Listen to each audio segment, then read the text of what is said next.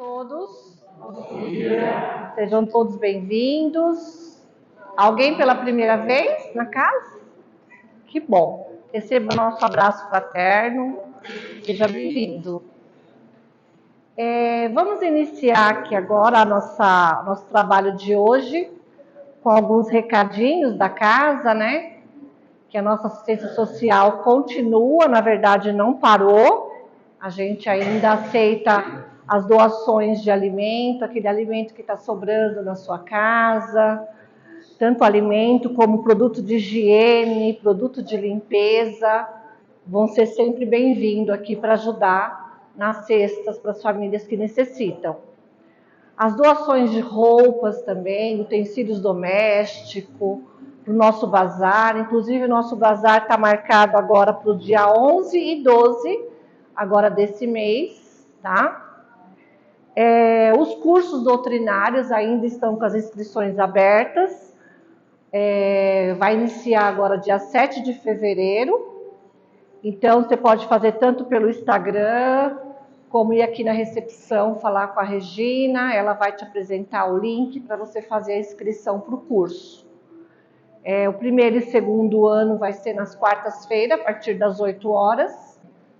E o mediúnico vai ser na segunda-feira, às 8 horas.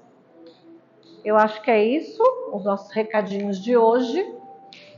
Eu vou iniciar o trabalho com a prece, que é a prece de Cáritas, que quando eu iniciei no Espiritismo, foi uma prece que me tocou bastante, profunda essa oração, e eu acredito que vai também ser inspiradora para vocês que não conhecem ela ainda. Ela leva para a gente um conhecimento maior do amor de Deus para conosco, tá bom? Então eu vou iniciar com ela, que diz assim: aquele que quer fechar os olhos, fique à vontade, tá? Deus nosso Pai, que sois todo poder e bondade, dai força àquele que passa pela provação, dai luz àquele que procura a verdade, ponde no coração do homem a compaixão e a caridade. Deus, dai ao viajor a estrela guia, ao aflito a consolação, ao doente o repouso. Pai, dai ao culpado o arrependimento, ao espírito a verdade, à criança o guia, ao órfão o pai. Senhor, que vossa bondade se estenda sobre tudo que criaste. Piedade, Senhor, para aquele que não vos conhece, esperança para aquele que sofre. Que a vossa bondade permita aos espíritos consoladores derramarem por toda parte a paz, a esperança e a fé. Deus, um reflexo, uma centelha do vosso amor pode abrasar a terra. Deixai-nos beber na fonte da vossa bondade, fecunda e infinita, e todas as lágrimas secarão, todas as dores se acalmarão. Um só coração, um só pensamento subirão até vós, como um grito de reconhecimento e de amor. Como Moisés sobre a montanha, nós vos esperamos de braços abertos. Ó poder, ó bondade, ó perfeição. E queremos de alguma forma merecer a vossa misericórdia. Deus, dai-nos a força de ajudar o progresso, a fim de subirmos até vós. Dai-nos a caridade pura, dai-nos a fé e a razão. Dai-nos a simplicidade que fará de nossas almas o espelho, onde deve refletir a vossa imagem. Vamos agradecer também a espiritualidade amiga que se faz aqui presente, que possa intuir o nosso amigo Kiko, que fará a palestra de hoje. Que assim seja, graças a Deus. Muito bom dia, meus queridos amigos. Que alegria poder estar aqui hoje com vocês. se eu não me engano, esse é o primeiro domingo do ano, não é? Que nós tenhamos um ano inteiro de domingos como esse, de fraternidade, de amor, em que todos nós continuemos compartilhando da nossa fé, compartilhando do nosso entendimento e do amor de nosso Senhor Jesus Cristo e, acima de tudo, de Deus, nosso Pai, esse Pai tão misericordioso, que nos deu hoje a oportunidade de estarmos aqui, pela nossa própria vontade, pelas nossas próprias pernas, independente do tamanho do esforço individual que cada um de nós tenhamos que ter feito para estar até aqui, ou independente do motivo pelo qual estaremos aqui hoje, fazendo o estudo do Evangelho da maneira mais suave, mais tranquila possível, porque o Evangelho do Cristo é um Evangelho de amor, é um Evangelho de tolerância, é um Evangelho de paciência, e é isso que a gente precisa estar imbuído desses sentimentos para poder acompanhar, né, o Evangelho da maneira como Cristo insistiu em pregar há 2023 anos atrás, somente 2023 anos atrás. Quando você para poder pensar nisso, é também por conta disso que as palavras do Cristo são tão fortes na nossa memória, no nosso sentimento, porque é recente. São só 2023 anos. Para um mundo que existe há mais de 4 milhões de anos, que tem se encarnado desde a época, e só estamos falando aqui da Terra, não estamos falando do universo como um todo, mas estamos falando só daqui da Terra, a gente está falando de 4 milhões de anos, nos quais há 2 milhões e meio de anos atrás começa um período do primitivismo, da pré-história, que termina aqui há 300 anos antes de Cristo. Só. Quer que desligue aqui?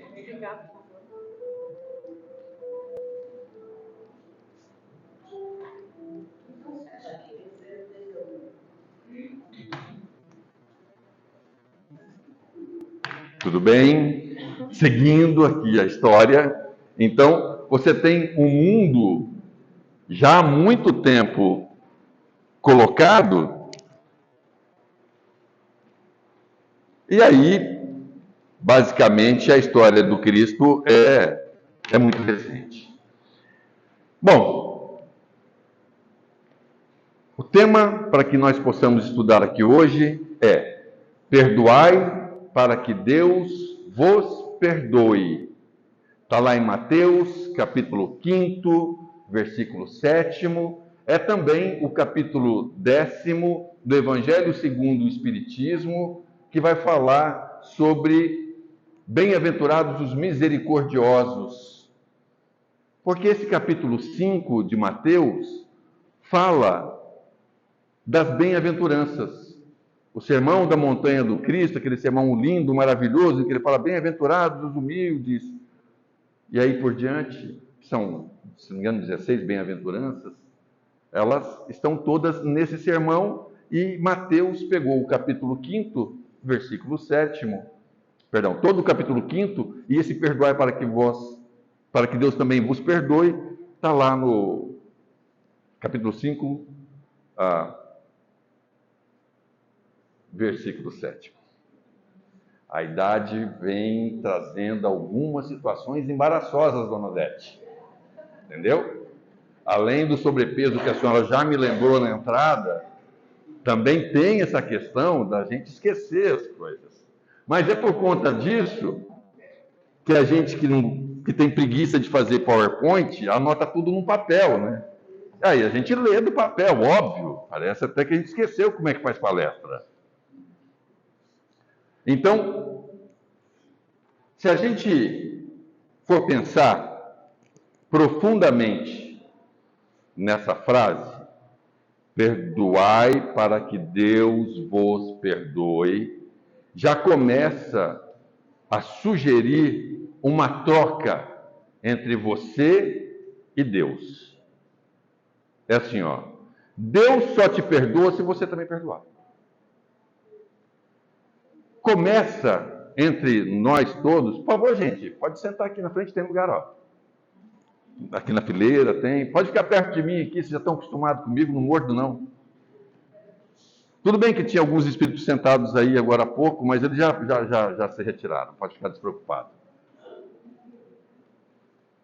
Então, você já começa a ter uma interpretação de que Deus está sujeito a escambos, a trocas.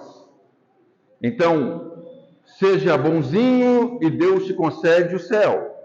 Não seja bom e Deus te concede o inferno. Perdoe o outro, que daí Deus te perdoa também. Porque se você não perdoar, Deus também não vai te perdoar. Então, você vai entendendo por que é que quando você se refere lá atrás aos profetas, Abraão, Moisés, Josué, Isaías, você tem Deus falando diretamente com os profetas, deixando as seguintes lições. Para Abraão ele diz assim: vá, porque a ti te darei toda uma nação. Para Moisés ele fala assim: estou triste de ver o meu povo escravizado. Então, liberte-os e leve-os à terra prometida lá em Jerusalém. Para Josué, que assume a função de Moisés, ele diz: seja forte e corajoso, porque eu, seu Deus, estou contigo, e passa as instruções para Josué de como é que ele deveria atacar as cidades, as aldeias em volta de Jerusalém, matando todo mundo que tivesse dentro destas aldeias, não importando se mulher, se idoso, se criança. Essa é a orientação que, segundo a antiga escritura, Deus dá a Josué. E a Isaías ele diz que será enviado aquele que fará justiça aos gentios. Os gentios era todo mundo que não fosse fariseu, judeu. Então, se você olhar para esses textos bíblicos, você tem um Deus de castigo, um Deus de pena, um Deus que só enxerga um povo como sendo seu filho, como se todo o resto, quando ele orienta Moisés a salvar o povo do Egito, não fosse filho nem criação de Deus. Para Josué, ele orienta a guerra e a intolerância. Então você vê que, quando você olha para esse cenário, você precisa construir na sua cabeça que Deus, apesar de imutável, é o Deus possível. Era o Deus possível ao entendimento, à elevação espiritual àquela época. Nós estamos falando de pessoas que estavam aqui encarnadas século 4.000 anos antes de Cristo, 3.300 anos antes de Cristo, 3.200 anos antes de Cristo, 2.700 anos antes de Cristo. E aí, de novo, a ciência diz que nós estivemos na pré-história do século 2 milhões, a 2 milhões e 500 mil anos atrás, até 300 anos antes de Cristo. Qual era a condição desses espíritos da época, que ainda assim são, segundo as Escrituras, espíritos elevados, mal saídos do primitivismo? Então, quando você olha para esse cenário de um Deus que é possível de fazer trocas e concessões, como se possível fosse alterar as leis divinas criadas pelo próprio Deus, implantadas como um germenzinho dentro do coração de cada um de nós, porque ali está as leis de Deus dentro dos nossos corações. É como se esse Deus pudesse, à medida que as coisas vão acontecendo, ele vai ajustando para você o céu, para você o inferno, para você eu te perdoo, para você o não, e aí a gente vai construindo essa imagem. Então, é importante a gente entender isso, de que nós vivemos uma experiência com Deus, que é a experiência possível dentro do nosso entendimento. Deus é imutável, mas o nosso entendimento por Deus vai mudando à medida em que nós vamos nos melhorando. Reencarnação a reencarnação, possibilidade a nova possibilidade, a gente vai construindo um novo cenário sobre o que é necessariamente Deus e o que é mais importante, como nós sentimos Deus agindo dentro da sua magnitude em coisas cotidianas nossas, em todo o nosso tempo. Então,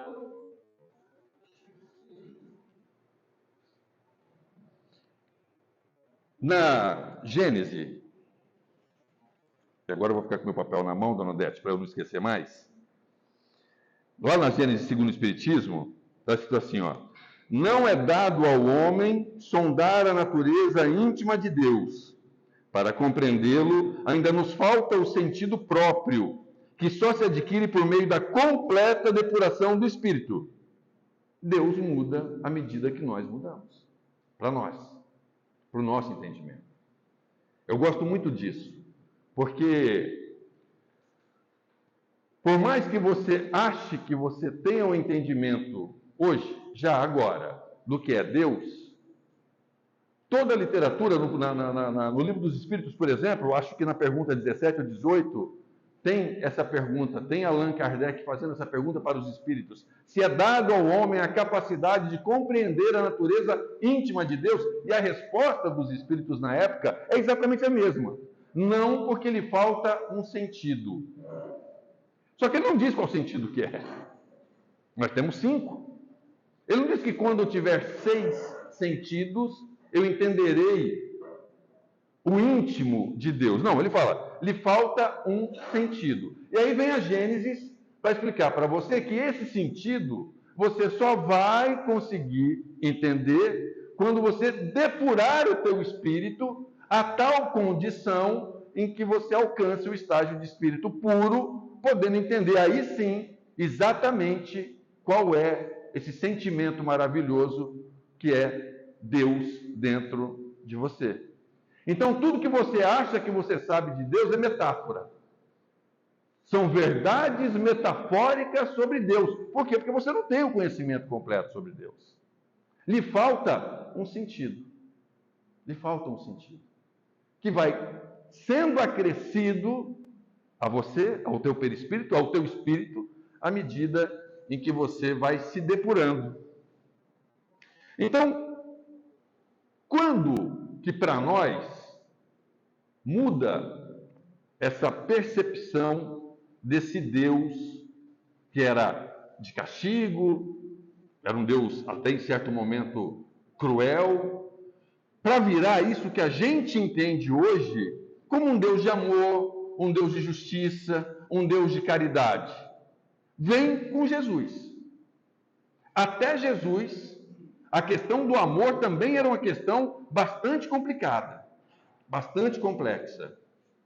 Jesus vem para poder demonstrar um Deus novo para todos nós.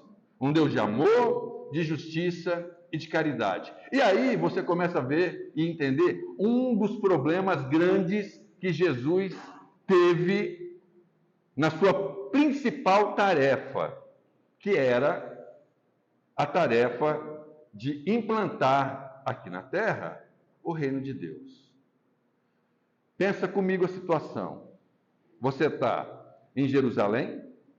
Jerusalém é domínio romano desde o século 30 a.C. até 71 depois de Cristo.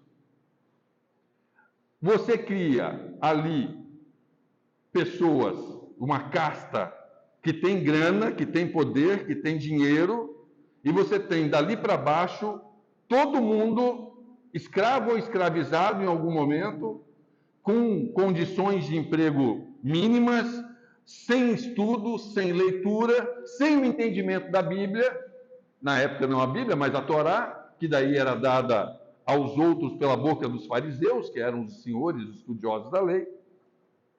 E você tem as mulheres numa situação terrível, que desde Sócrates, Aristóteles, é dito que a mulher era um ser humano inferior ao homem, tratada com inferioridade, tratada muitas vezes com desprezo. Então você imagina a situação social que era Jerusalém, as desigualdades que era Jerusalém. E aí Jesus vem dizendo assim: Deus te ama. Ele fala: ama nada. Ama o senhor do templo, que é cheio de dinheiro. A mim sobrou só o sofrimento, a dor e o trabalho como escravo, e pagar imposto para Roma. Então Jesus tem que fazer de cara uma reforma social. Ele precisa dizer para você, para você e para você que Deus ama incondicionalmente os três. Não importa qual seja a sua situação naquele momento. Esse é o primeiro grande trabalho de Jesus. Porque se Jesus não vem deixando todos iguais, o discurso de que Deus ama a todos igualmente ia ralo abaixo. Ia ralo abaixo. Então, esse é o primeiro desafio de Jesus. Equilibrar essa diferença para que todos, se sentindo iguais, pudessem se colocar na posição de filhos de Deus. Desse Deus que não era mais um Deus de castigo, e sim um Deus de profundo amor por todos os seus filhos, e amor igual, da mesma forma.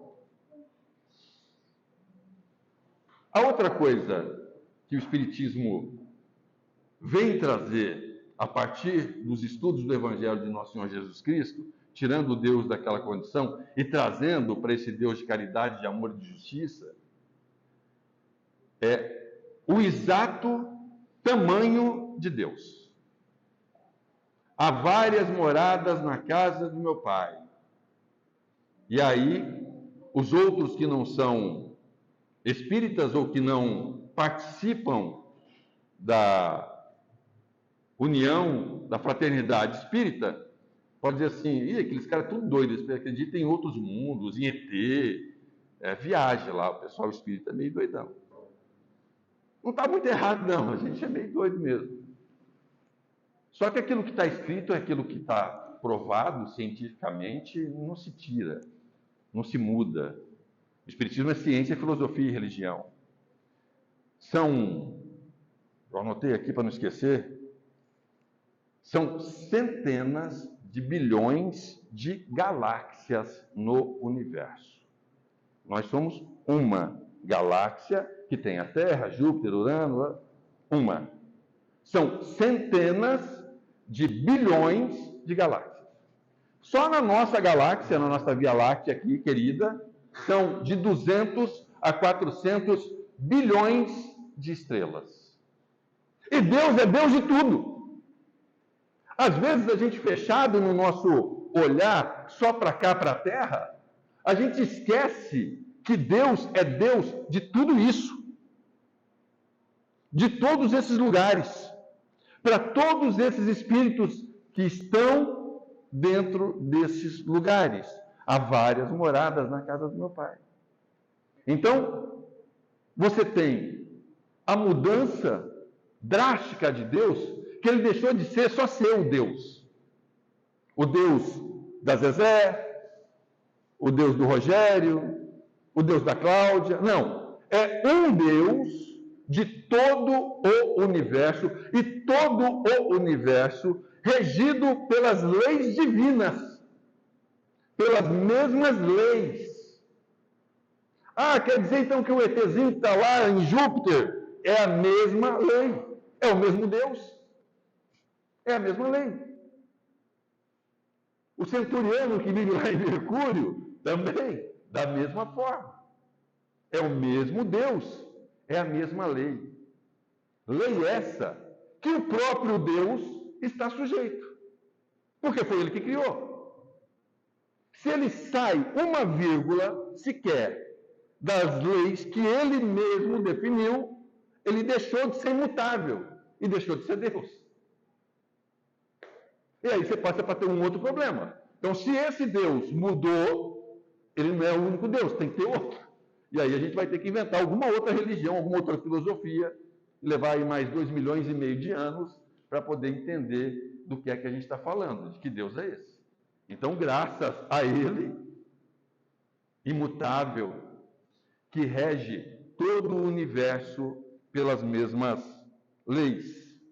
Então, tudo isso aqui é para a gente poder chegar de uma maneira... Foi pior que eu já perdi meia hora nisso, né? Tudo bem, não tem problema não. Vamos conseguindo aqui, devagarzinho a gente vai. Domingo, está tudo tranquilo, respira, pessoal, está tudo certo. Tudo sob controle. Tudo isso é para a gente poder parar de novo ao assunto que nos trouxe aqui. Então, a pergunta é importante. Deus perdoa? E aí, galera, tem uma boa e uma má notícia para dar para vocês. A primeira notícia é: Deus não se ofende. Deus não se ofende.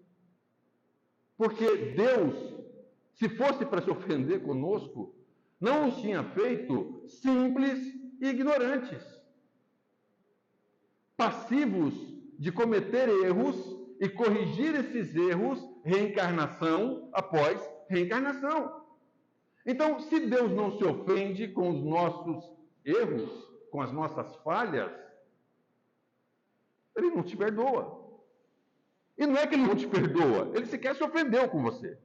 Quem precisa do perdão de Deus para o seu íntimo é você.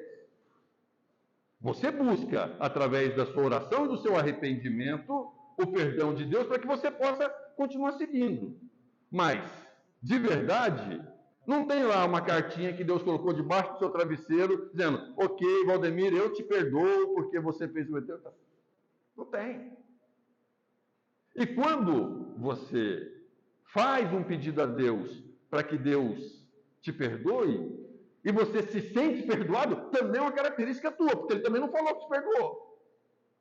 É você que fez a sua prece e disse: opa, Deus me perdoou. Daqui para frente, renovação. Sou um novo cara. É outro contexto, daqui direitinho para o céu, vai ser maravilhoso lá, vou estar tranquilo. Aí a gente fica olhando, por exemplo, você conta ou eu conto, né? Como é que vai ser essa brincadeira lá? Mas, enfim. A segunda notícia que eu tenho que dar para vocês é: Deus, então, não se ofende. Então, se Deus não se ofende, eu estou tranquilão. Eu posso continuar errando. Eu posso optar, através do meu livre-arbítrio, a continuar fazendo o mal. Livre-arbítrio esse relativo.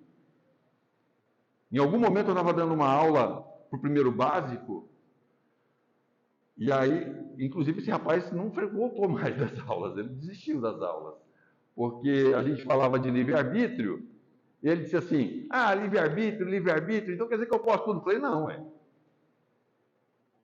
só Deus tem um livre-arbítrio total. A nós é um livre-arbítrio relativo, porque chega em algum momento, por exemplo, vou usar o meu livre-arbítrio para não morrer, eu posso? Não posso, eu vou desencarnar, isso é certo, isso é certo, isso é certo. Ah, eu posso definir então como é que eu vou morrer? Desencarnar? Também não, porque tudo faz parte do planejamento reencarnatório, no qual a forma micro, como acontece as coisas, só cabe a você no seu dia a dia. Você, quando define o que você veio fazer aqui no planejamento reencarnatório, por que você está reencarnado de novo, você define de uma maneira macro. Olha, eu preciso voltar porque eu errei, preciso corrigir algumas falhas, beleza? Não, beleza, volta lá, está tudo certo. Agora, como é que você constrói esse caminho? Isso é teu. É individualidade sua. É uma característica do espírito, ser inteligente e individualizado. Cada um constrói o seu dia a dia. Então, você não tem livre-arbítrio total. Você tem um livre-arbítrio relativo. Então, você, construindo o seu caminho voltado para o mal, usando o seu livre-arbítrio relativo, e aí vem mais uma notícia para dar para vocês. Nenhum bom espírito vai tirar você do caminho da prática do mal se você estiver utilizando o seu livre-arbítrio para fazer o mal. Por quê? Porque é teu livre-arbítrio. É teu livre-arbítrio.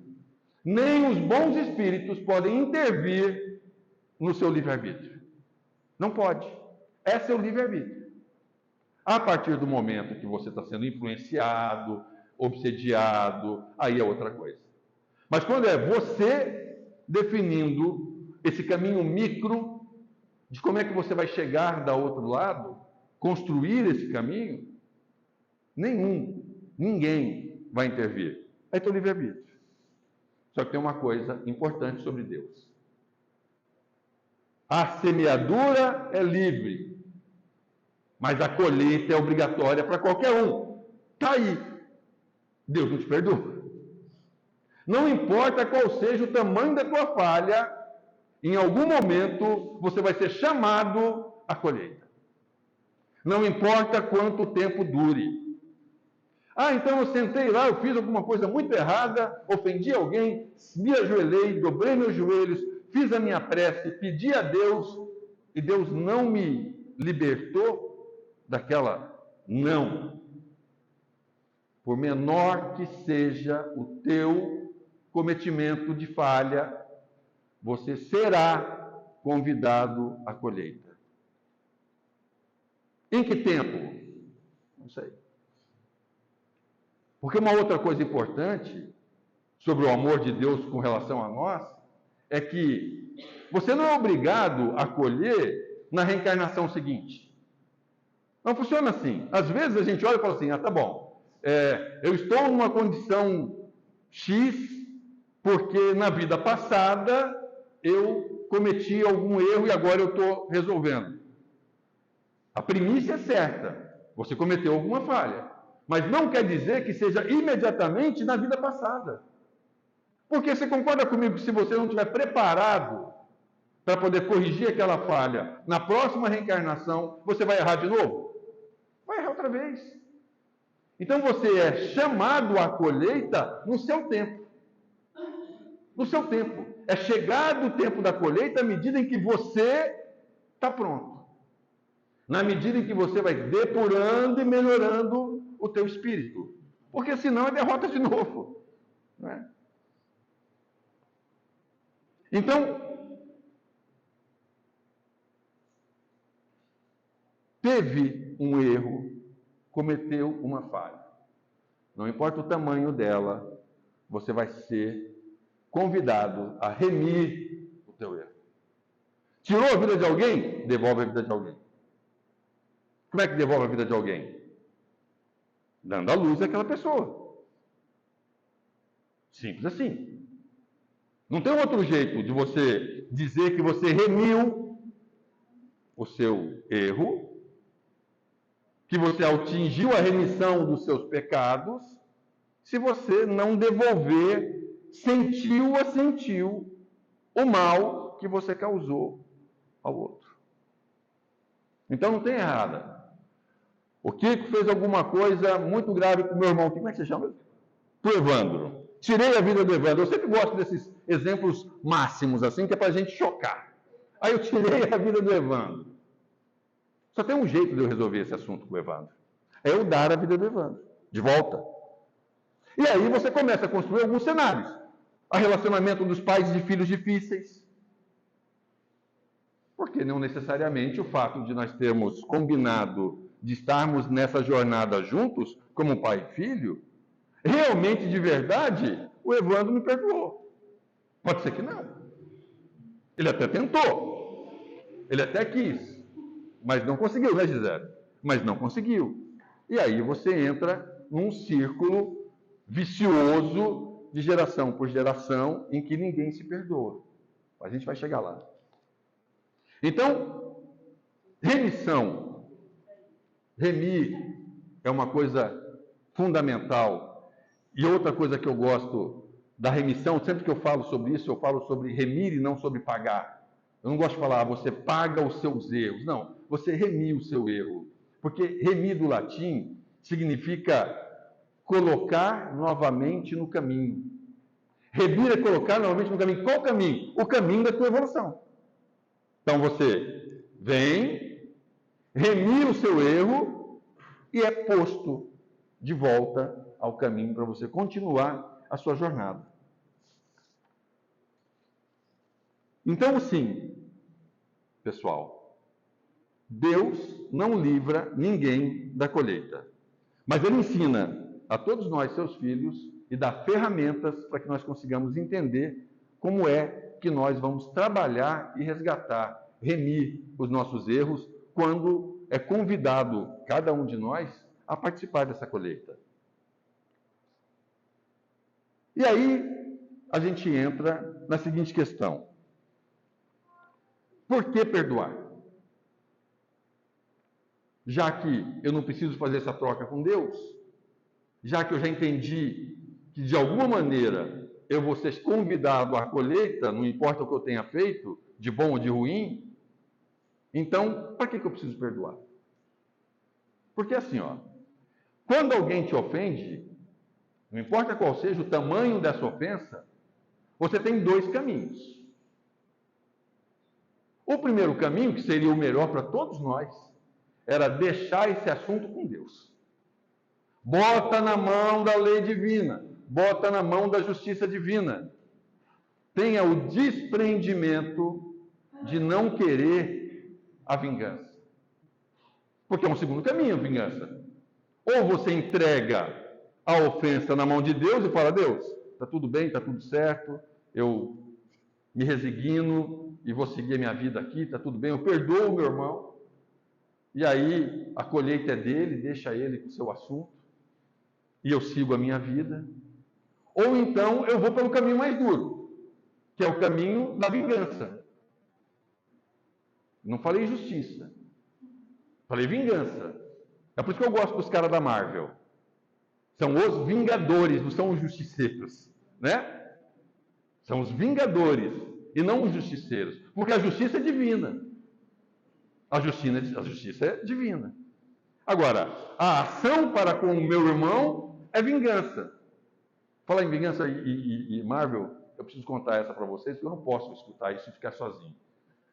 Vocês sabem qual é o super-herói mais religioso que existe? É o Aquaman.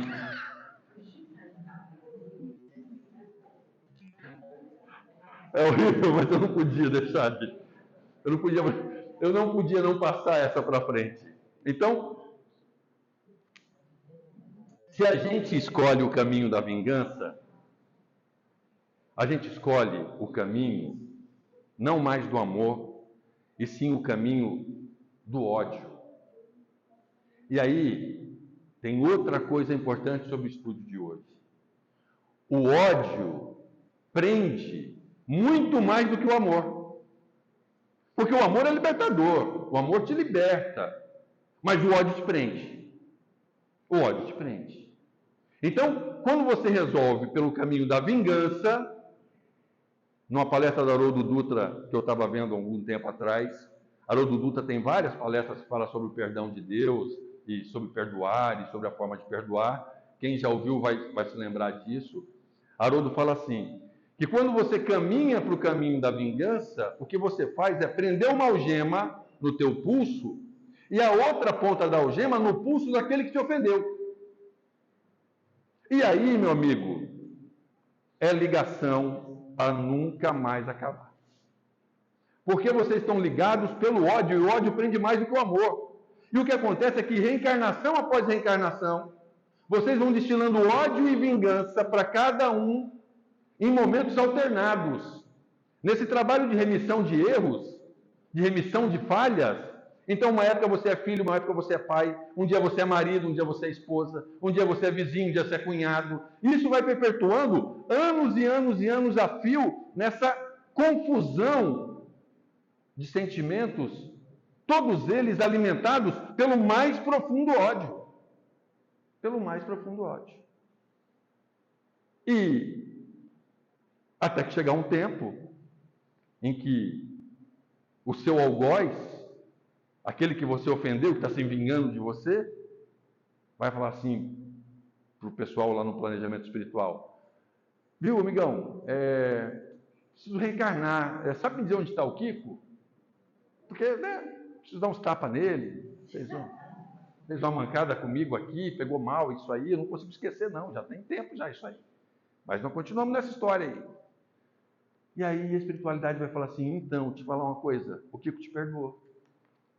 Não, como assim? Me perdoou? Não, perdoou. Não, mas eu quero saber onde ele está. Então, ele está num lugar que você não pode ir. Por quê? Porque ele te perdoou, mas você não. Ele remiu. Ele voltou ao caminho, mas você não voltou. Então, não perdoar aquele que te ofendeu é caminhar o caminho dele. Não era teu. Os erros, as falhas, não eram tuas. Eram dele. Mas como você botou uma algema do teu lado, uma algema do lado do outro, você segue. Caminhando. Entre tantas coisas que valem a pena você perdoar, vou falar algumas coisas sobre benefícios físicos. Então, você perdoando, você reduz a pressão arterial, você reduz a frequência cardíaca, você melhora a qualidade do sono, você reduz dores crônicas. Tem um estudo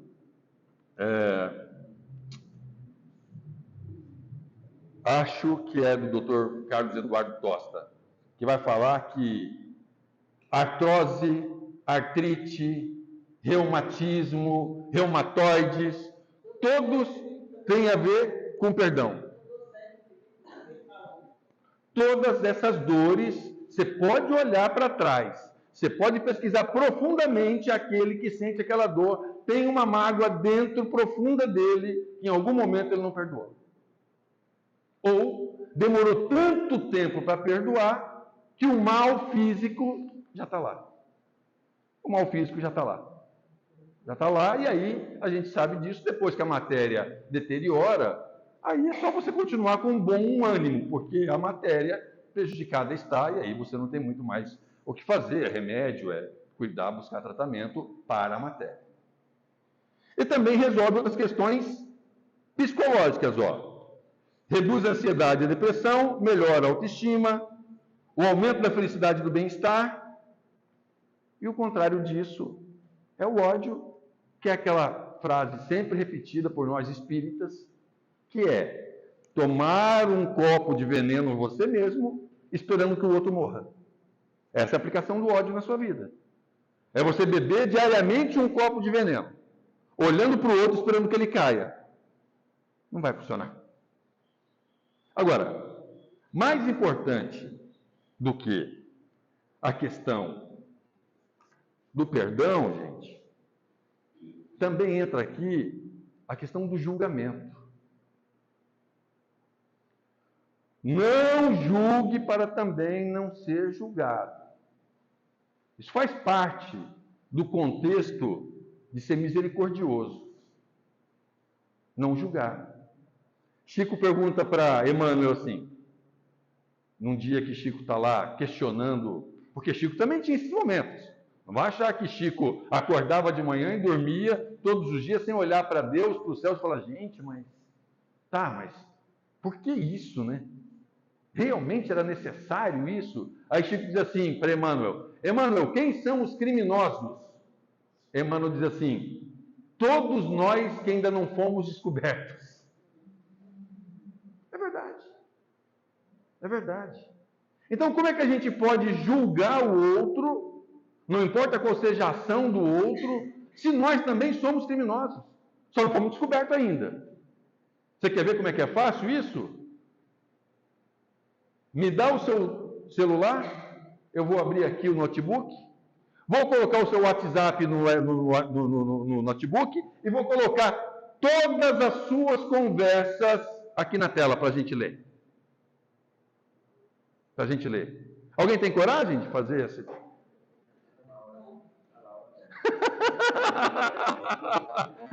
Estou para te dizer que nem a Laurinha para ter essa coragem. E se eu sou a Laurinha, eu não faço.